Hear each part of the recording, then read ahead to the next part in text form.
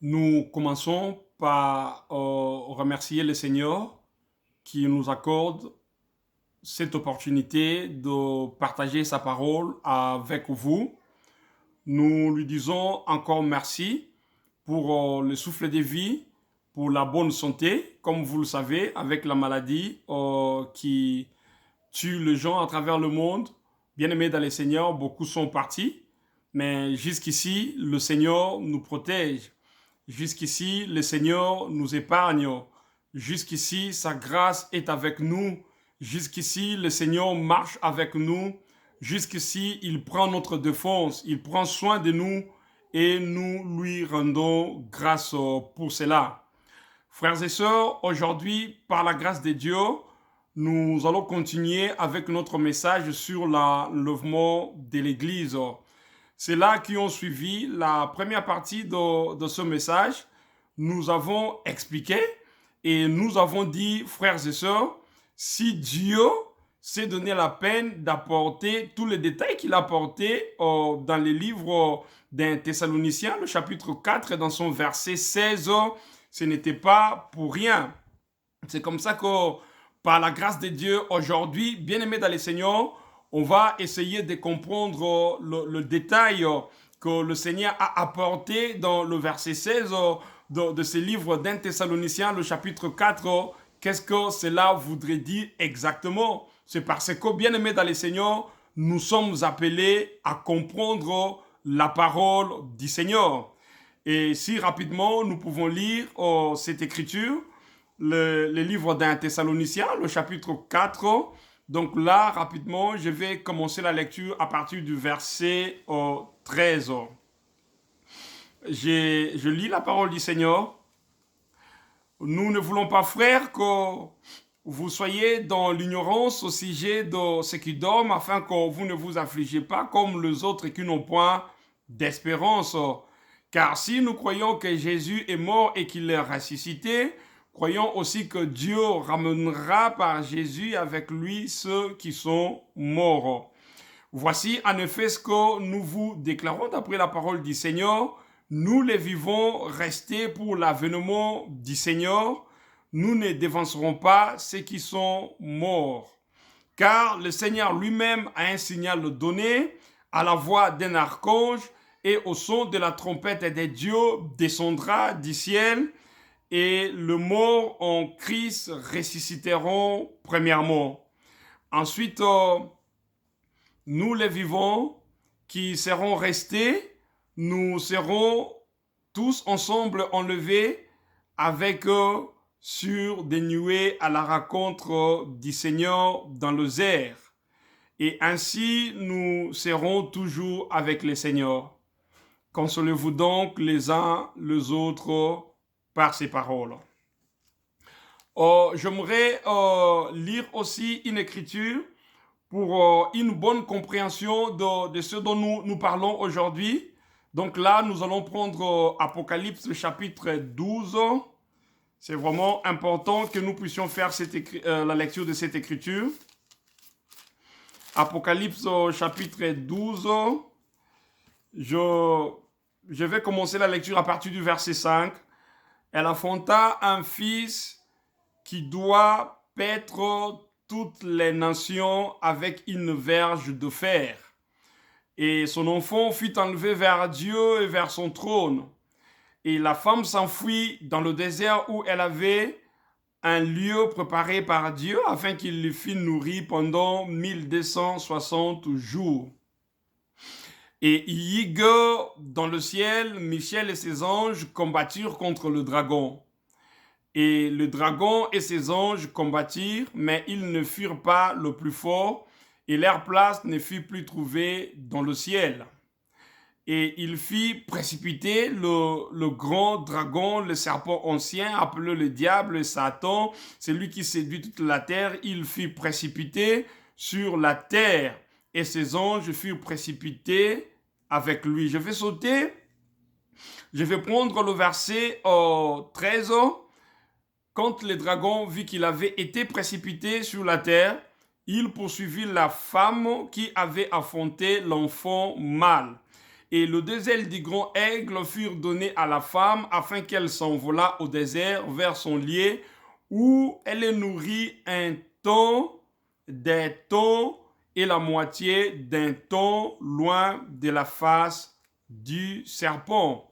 Parole du Seigneur. Bien-aimé dans le Seigneur, tout celui qui tombe sur cette écriture d'Un Thessaloniciens chapitre 4, le verset, à partir du verset 13, comprendra facilement qu'on est en train de parler sur l'enlèvement de l'Église. Mais il sera aussi intéressant, il est aussi très important, frères et sœurs, que nous puissions comprendre le détail signalé au verset 16, là où il est écrit que le Seigneur a un signal donné, au son de la trompette de Dieu, descendra du ciel et les morts en Christ ressusciteront premièrement. Bien-aimés dans le Seigneur, vous savez, pour une très bonne compréhension de ce verset 16 du livre d'Un Thessaloniciens dans son chapitre 4, pour une très bonne compréhension, disais-je, nous recommanderons le peuple de Dieu de relire Apocalypse chapitre 12. Remarquez bien aimé dans le Seigneur, dans le livre d'Apocalypse, le chapitre 12, la Bible dit qu'il y a guerre dans le ciel. Il y a l'archange Michael et ses anges qui ont combattu contre le diable et ensuite le diable fit précipiter.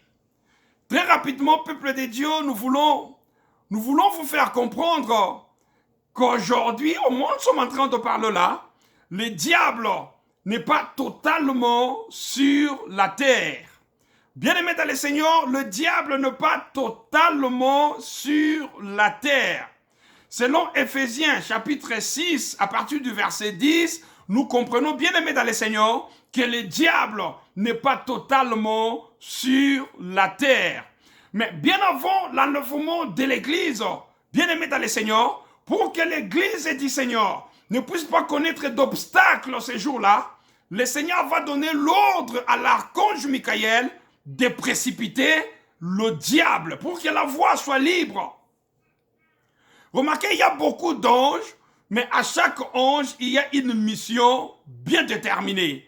Bien-aimé dans le Seigneur, l'archange Michael est plus utilisé pour le combat, pour des guerres. C'est comme ça que vous allez remarquer dans le livre Bien-aimé dans le Seigneur des Juges, chapitre 1, à partir du verset 8 jusqu'au verset 10, nous voyons, bien-aimé dans le Seigneur, lorsque Moïse est mort, et le diable a voulu s'accaparer du corps de Moïse, et Dieu a dépêché l'archange Michael qui va combattre le diable et récupérer le corps de Moïse. Là nous voyons l'archange Michael qui intervient quand il y a eu combat. Vous voyez, bien aimé dans le Seigneur, pour disputer le corps de Moïse avec le diable, pour récupérer le corps de Moïse. Il a combattu le diable, il est sorti vainqueur et il a récupéré le corps de Moïse.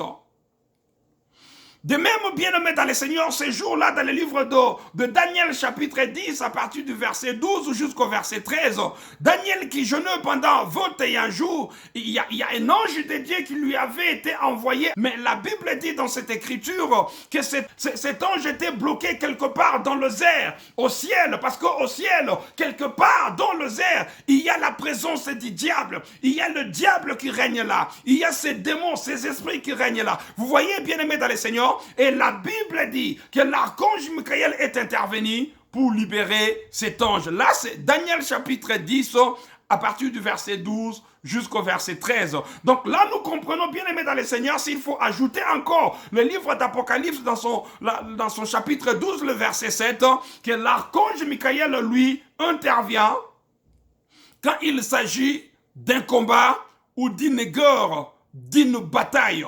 Et ce que nous sommes en train de remarquer ici, peuple de Dieu, c'est qu'avant l'enlèvement de l'Église, Dieu va donner l'ordre à l'archange Michael, n'est-ce pas, pour précipiter le diable. Écoutez, lorsque vous ne faites pas attention, en lisant Apocalypse chapitre 12, il y en a qui peuvent vous croire que cet enfant mâle dont on parle là fut enlevé bien avant que le diable soit précipité. Mais écoutez, lorsque vous lisez la suite du chapitre 12, le verset suivant, bien-aimés dans le Seigneur, lorsque vous voyez la suite des événements, c'est alors que vous vous rendez compte, bien-aimés dans le Seigneur, que cet enfant mâle dont on parle là fut enlevé bien après. Ça veut dire que d'abord le diable fut précipité, ensuite cet enfant mâle fut enlevé. Et en passant, nous voulons expliquer que cet enfant mâle, bien-aimé dans le Seigneur, ce n'est pas notre Seigneur Jésus. Cet enfant mâle dont on parle dans le livre d'Apocalypse chapitre 12 parle des chrétiens qui seront enlevés. Cet enfant mâle représente tous les chrétiens qui seront enlevés. Donc là, nous étions en train de dire, peuple de Dieu, pour une très bonne compréhension de ce que nous sommes en train de dire, pour comprendre, bien-aimé dans le Seigneur, que cet enfant fut enlevé bien après. Ça veut dire que d'abord le diable fut précipité, ensuite cet enfant qui représente les chrétiens qui seront enlevés, il fut enlevé. Vous voyez, bien-aimé dans le Seigneur, regardez, considérez la suite des événements et tu vas comprendre, bien-aimé dans le Seigneur, que cet enfant fut enlevé ou cet enfant sera enlevé bien après que le diable fut précipité. Remarquez, la Bible dit, bien-aimés dans le Seigneur, heureux ceux qui sont dans le ciel, mais malheur à la terre, car le diable est descendu vers vous, animé d'une très grande colère. Ça veut dire que, bien-aimés dans le Seigneur, quand le diable sera précipité, il sera animé d'une très grande colère, sachant qu'il a très peu de temps. Parce qu'après l'enlèvement de l'Église, pour que nous puissions entrer dans l'éternité, il ne restera plus beaucoup de temps. Et le diable, lui, connaît cela. Il le sait. Il a la connaissance de l'eschatologie. Il le connaît, cela, bien-aimé dans le Seigneur. C'est comme ça qu'il sera animé d'une très grande colère. Et là, nous voyons, la Bible dit qu'il va poursuivre la femme qui avait enfanté l'enfant mâle. Cette femme, c'est l'Église de Dieu. Le diable va poursuivre la femme.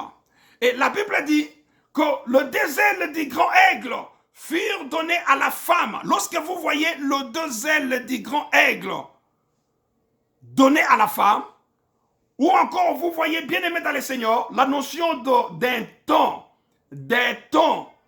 et de la moitié du temps, ou encore 1260 jours, parce que l'Écriture déclare que cette femme fut retirée dans le désert pendant 1260 jours, ou encore 40 mois qui parlent de 3 ans et demi. Bien aimé, lorsque vous voyez cela, comprenez que ce n'est plus le temps de l'Église, c'est le temps d'Israël. Donc, bien aimé dans le Seigneur, cette femme, au tout début du chapitre 12, elle représente encore l'Église. Vous voyez, bien aimé dans le Seigneur, mais lorsque l'enfant mâle, ça veut dire que les chrétiens seront enlevés, cette femme ne représente plus l'Église, cette femme représente maintenant Israël.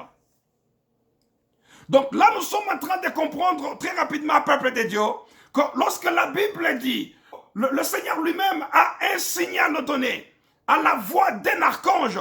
La voix de l'archange intervient ici pour précipiter le diable. Vous voyez, bien aimé dans le Seigneur a un signal donné. Ça vous dit que le Seigneur va donner l'ordre à l'archange Michael de précipiter le diable pour que l'Église du Seigneur ne puisse pas connaître d'obstacles dans l'enlèvement de l'Église. Mais ça ne s'arrête pas là. La Bible dit ceci, à la voix d'un archange et au son de la trompette de Dieu. Parlons du son de la trompette de Dieu. Je pense qu'il faudra que nous puissions lire cette écriture. Là, nous sommes dans Nombre chapitre 10. Je vais commencer la lecture à partir du verset 1. La Bible dit ceci. L'Éternel parla à Moïse et dit, faites-toi 2 trompettes d'argent. Tu le feras d'argent battu. Et elles te serviront pour la convocation de l'assemblée et pour le départ des camps. Je vais prendre le verset 7. Vous sonnerez aussi pour convoquer l'assemblée, mais vous ne sonnerez pas avec éclat. Parole du Seigneur. Peuple de Dieu, très rapidement, nous vous rappelons qu'en Israël, il y avait 2 trompettes. Il y avait la trompette qui sonnait avec éclat et il y en avait d'autres qui sonnait sans éclat. Et la trompette qui sonnait sans éclat, peuple de Dieu, servait de la convocation de l'assemblée des enfants d'Israël pour écouter le ainsi dit l'Éternel, pour écouter la loi de l'Éternel.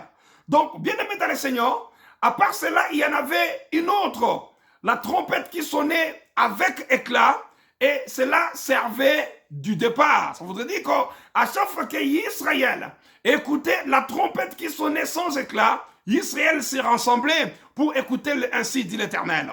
Et à chaque fois qu'Israël écoutait la trompette qui sonnait avec éclat, peuple de Dieu, alors, bien aimé dans le Seigneur, Israël devait emballer ses affaires, démonter leurs tentes, n'est-ce pas, pour se déplacer d'une terre à une autre. Donc, il faudra, peuple de Dieu, que nous puissions comprendre aujourd'hui, là, le son de la trompette que nous attendons, c'est le son de la trompette qui nous aide à nous rassembler pour écouter la parole du Seigneur. C'est parce que, parlons du son de la trompette, d'après le livre des psaumes, chapitre 89, le verset 15, la Bible dit, bien-aimé dans le Seigneur, heureux le peuple qui connaît le son de la trompette. Il marche à la clarté de ta face, ô Éternel. Par là, nous sommes en train de comprendre, bien-aimé dans le Seigneur, le son de la trompette aide le peuple de Dieu à bien marcher devant le Seigneur. Or, ce qui nous aide aujourd'hui à bien nous comporter, à bien marcher devant le Seigneur, c'est la parole. Donc, le son de la trompette, c'est la parole de Dieu. Alors, parlons du son de la trompette de Dieu qui sonne aujourd'hui. Bien-aimés dans le Seigneur, nous comprenons donc que le son de la trompette qui sonne aujourd'hui, c'est le son de la trompette du rassemblement. C'est parce qu'il ne s'agit pas encore du départ qui est l'enlèvement de l'Église. Le son de la trompette que nous attendons aujourd'hui, c'est le son de la trompette du rassemblement, qui rassemble le peuple de Dieu, qui appelle le peuple de Dieu à venir, à revenir à la maison, que ceux qui sont perdus reviennent à la maison, que ceux-là qui sont encore dans le péché abandonnent le péché et qu'ils viennent au Seigneur, que nous puissions nous rassembler auprès du Seigneur pour écouter cet évangile, pour écouter la parole de Dieu, pour écouter la révélation de la parole de Dieu. Vous voyez, bien-aimés dans le Seigneur, c'est cela le son de la trompette que nous écoutons aujourd'hui. Et ce son de la trompette appelle les enfants de Dieu à écouter la parole, à se conformer à la parole pour se préparer, n'est-ce pas, au départ. Et nous attendons aujourd'hui, bien-aimés dans le Seigneur, le son de la trompette du départ. Le départ ici, c'est l'enlèvement de l'Église. Donc là, nous avons compris, bien-aimés dans le Seigneur, lorsque cette écriture déclare que la voix d'un archange, la voix de l'archange servira à précipiter le diable.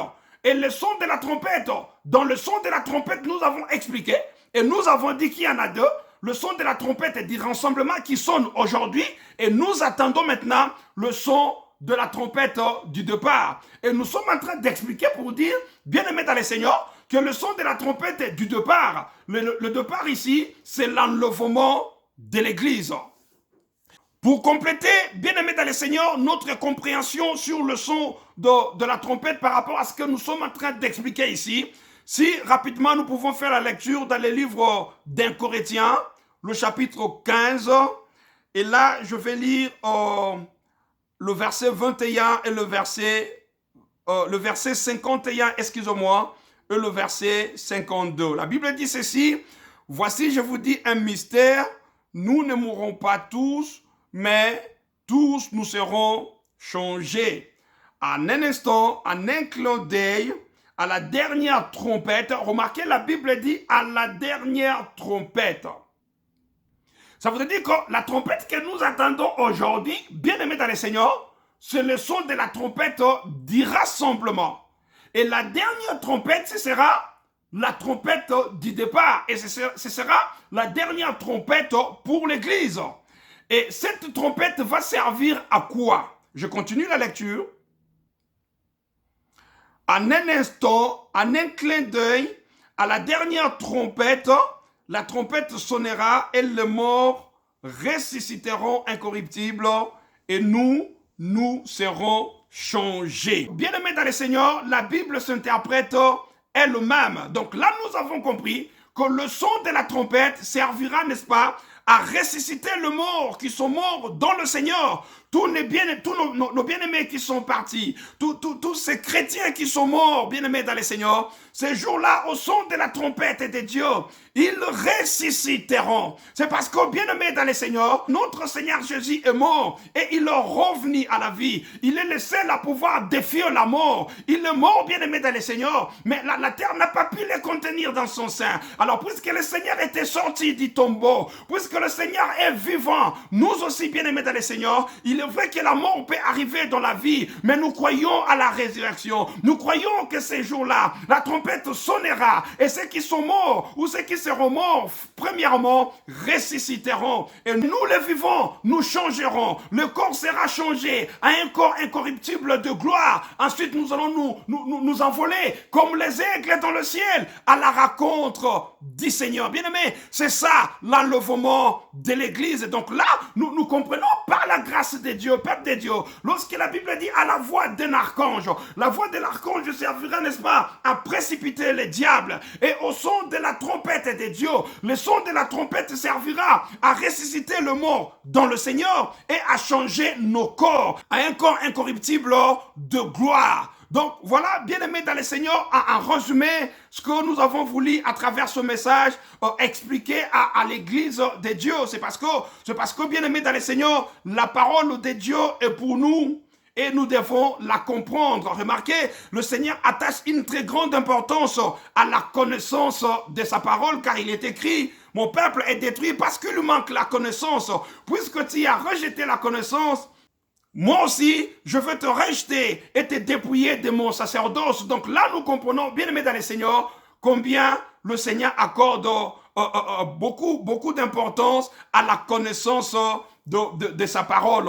Donc voilà, bien aimés dans le Seigneur, je pense que nous sommes arrivés à la fin de ce message et nous osons croire que vous avez compris pourquoi le Seigneur a apporté ces détails en disant à la voix d'un archange et au son de la trompette de Dieu, alors le mort en Christ ressusciteront premièrement. Vous voyez, bien aimés dans le Seigneur, donc nous pensons que ce message a aidé dans ce sens-là et que cela puisse nous aider aussi, bien aimés dans le Seigneur, n'est-ce pas, à marcher avec la pensée de l'enlèvement de l'Église. Parce que, bien aimés dans le Seigneur, le monde va très mal, comme vous le savez. Il y a pas mal de choses qui se préparent, que le diable prépare dans ce monde. Mais cela ne peut pas avoir lieu aujourd'hui à cause de la présence de l'Église. Mais une fois l'Église du Seigneur enlevée dans les airs, remarquez, la Bible dit, quand le diable a été précipité, peuple de Dieu, il fut animé d'une grande colère, ou il sera animé d'une très grande colère, sachant qu'il a très peu de temps.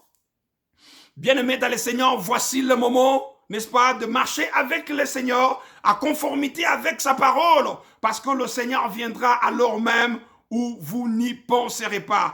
À un moment donné, je pense en tant que chrétien, on doit se poser la question de savoir, et si le Seigneur revient aujourd'hui? Pose-toi la question, bien-aimé dans le Seigneur, et si le Seigneur revient aujourd'hui? Que le Seigneur puisse bénir sa parole, et que le Seigneur puisse vous bénir, vous qui avez suivi cette parole. Que Dieu vous bénisse, merci.